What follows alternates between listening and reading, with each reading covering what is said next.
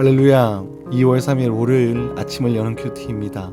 성도님들의 삶의 자리에서 오늘 하루도 승리하며 나가길 기도합니다.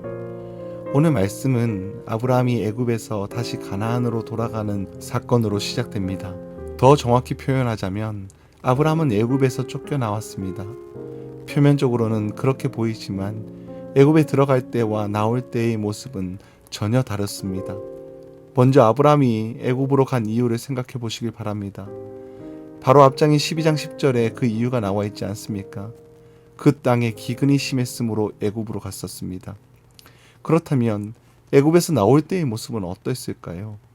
오늘 보면 2절에 그의 모습이 잘 나타나 있습니다. 아브라함에게 가축과 은과 금이 풍부하였더라.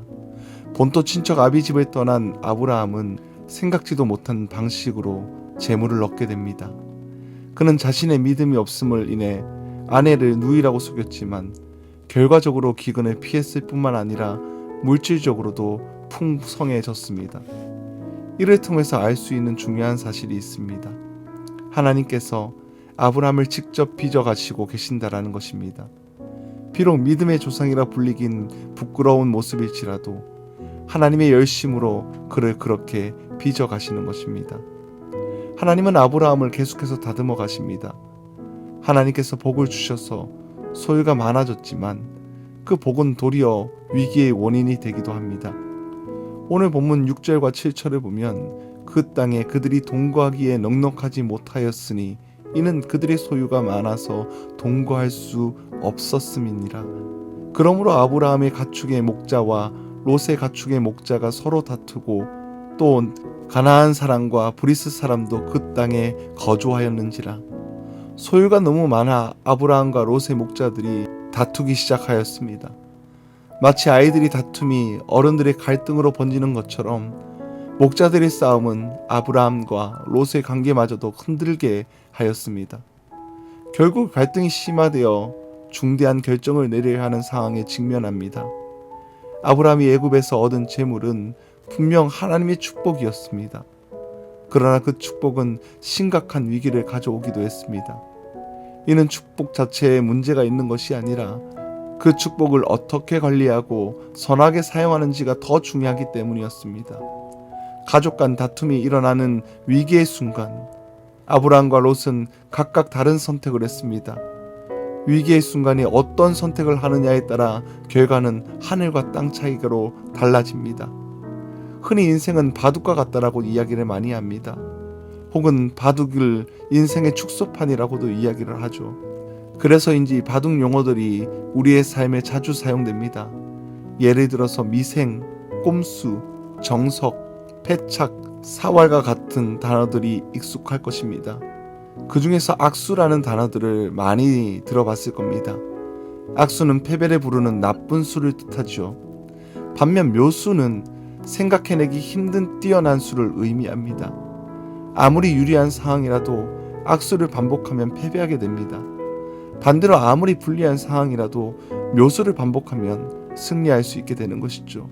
오늘 우리가 함께 본 창세기 13장 1절에서 13절 말씀을 통해 위기의 상황에서 무엇을 선택해야 되는지 한번 묵상하며 생각해 나가는 시간들을 가졌으면 좋겠습니다. 먼저 위기 속에서 화평을 우리는 선택해야 됩니다. 아브라함은 다툼이라는 위기 속에서 화평을 선택했습니다. 본문 8절 말씀을 보면 아브라함이 롯에게 이르되 우리는 한 친족이라 나나 너나 내 목자나 내 목자나 서로 다투기 하지 말자. 아브라함은 이 다툼이라는 위기를 적극적으로 해결하려고 했습니다.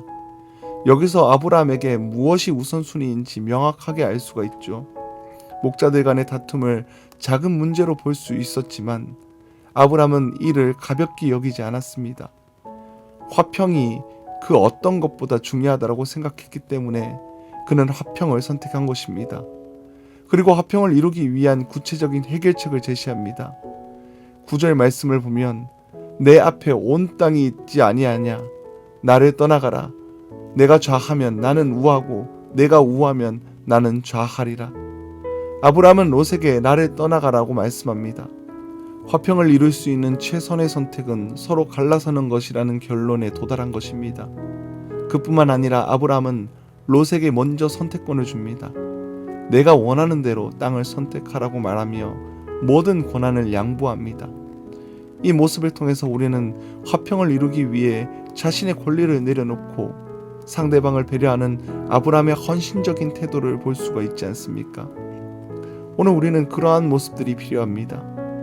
그리고 또 위기 속에서 악수를 우리는 피해야 할 것입니다. 아브라함은 화평이라는 묘수를 선택했지만 롯은 자신의 욕심이라는 악수를 선택합니다.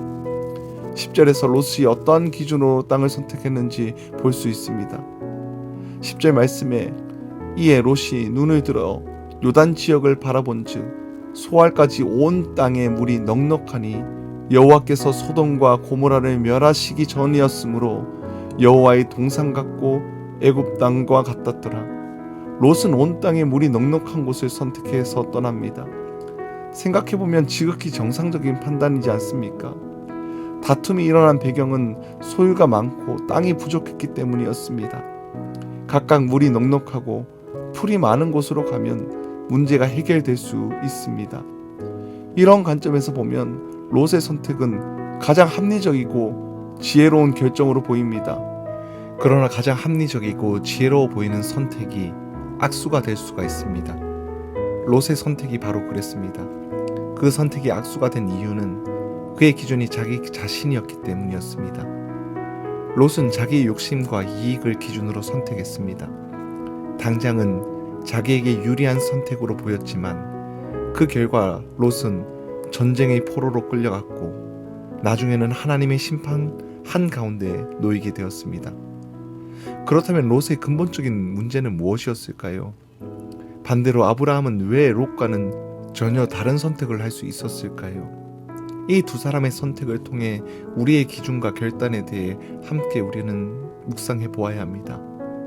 롯의 선택에는 근본적인 문제가 있었습니다. 그것은 선택의 모든 과정에서 하나님을 완전히 배제했다라는 점이었습니다.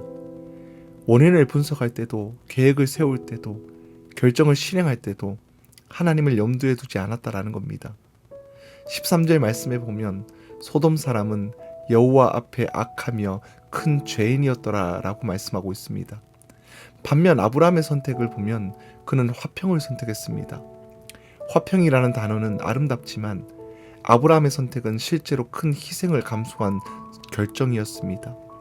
그럼에도 아브라함은 롯을 떠나보내는 결정을 했습니다. 이는 아내를 제외하면 하나뿐인 혈육과 헤어지는 일이었고 자신의 소유를 나누어주는 경제적 손실을 감수하는 일이었습니다. 또한 정서적으로도 큰 피해를 따랐습니다. 그 이유는 바로 앞장 22장에서 아브라함이 경험한 하나님의 일하심에 있었습니다. 그는 가족을 지키기 위해서 꼼수를 썼지만 결국 그들을 지키는 분은 하나님이심을 경험했기 때문입니다. 그렇기에 롯과 헤어지더라도 화평을 선택할 수 있었던 것입니다. 오늘 우리의 선택의 기로에서 특히 위기의 순간에 하나님을 선택해야 합니다. 모든 과정에서 하나님을 염두에 두고 분석하고 계획하고 실행해야 한다라는 겁니다. 그럴 때 우리는 하나님이 기뻐하시는 복의 통로로 살아갈 수 있습니다. 늘 하나님을 선택하며 살아가는 우리 성도님들이 되길 주님 이름으로 간절히 기도합니다. 오늘 우리는 위기의 순간에 있는 아브라함과 롯의 선택을 비교해 보았습니다. 우리의 삶에도 예기치 못하는 위기가 찾아올 겁니다. 그때 더욱 하나님을 의지해야 하며 우리의 경험과 생각이 우상이 되어서는 안 되는 것입니다. 하나님을 선택하는 우리 성도님들이 되길 소망합니다.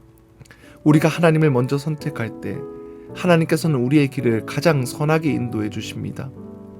오늘 이 믿음의 결단으로 하나님만을 선택하며 나아가는 우리 성도님들이 되길 주님의 이름으로 간절히 기도합니다.